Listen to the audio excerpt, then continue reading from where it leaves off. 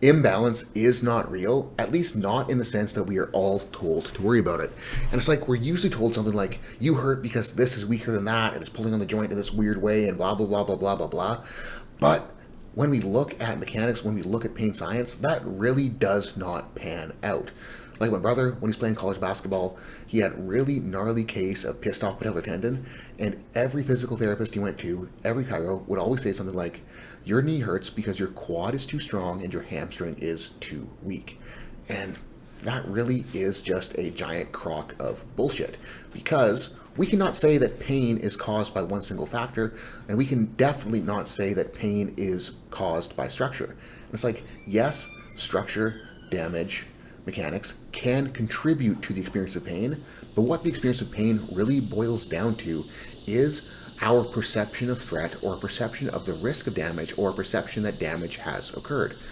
So when we're trying to deal with pain, it's like we don't even need to change the structure, we just need to change our perception of that structure. And a whole lot of dealing with pain really isn't worrying about fixing an imbalance, isn't really worried about fixing strength, it isn't really worried about fixing a range of motion. It's just getting us to perceive that range of motion, perceive using that joint through the ranges of motion that we need it to as safe. And yes, in doing that, we will be getting stuff stronger, we will be building strength, but it's not the building strength that gets rid of the pain. What it is the building strength allows us to change that perception and allows us to perceive those ranges as safe. And it's like in my brother's example, we didn't fix his knees by strengthening his hamstrings. What we fixed his knees by doing was making him better at using his quads. Then we get into the mechanical side of imbalance. With that knee example, it's like, think about a quad, think about a hamstring. Go get an anatomy textbook, Google leg anatomy, and you're going to see like the quad and the hamstring are very, very, very different structures, even just looking at them.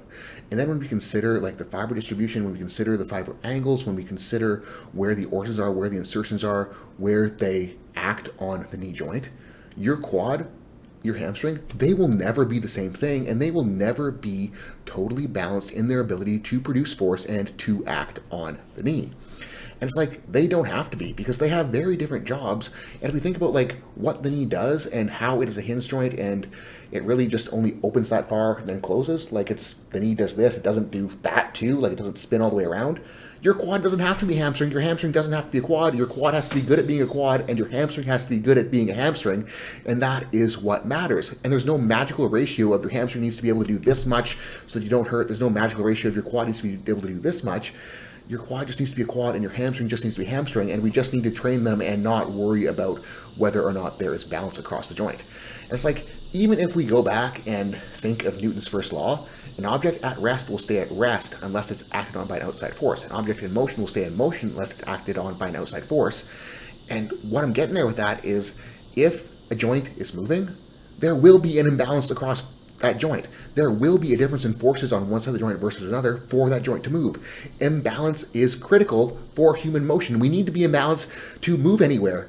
And yeah, so that's my rant. Imbalance, not real. Don't worry about it. Stop chasing it. Actually, my rant isn't over, because I'm going to talk about side-to-side imbalance and using the hip shift on the squat example. Same deal. We cannot say that if you're shifting to your right, you hurt because you're shifting to your right. If you hurt while shifting to your right, you're going to hurt because you perceive shifting to your right as threatening.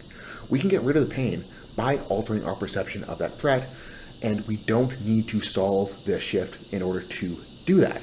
And it's like, the only time I'd ever tell someone to worry about a hip shift is if that hip shift is getting in the way of weight on the bar. Like if they're shifting to the right, then collapsing and just, janky, and they miss a lift because of it. Yeah, then we can worry about it, then we can strengthen it, but we're not trying to get rid of the imbalance just to solve an imbalance, because humans, we are asymmetrical creatures. We are biologically, structurally asymmetrical.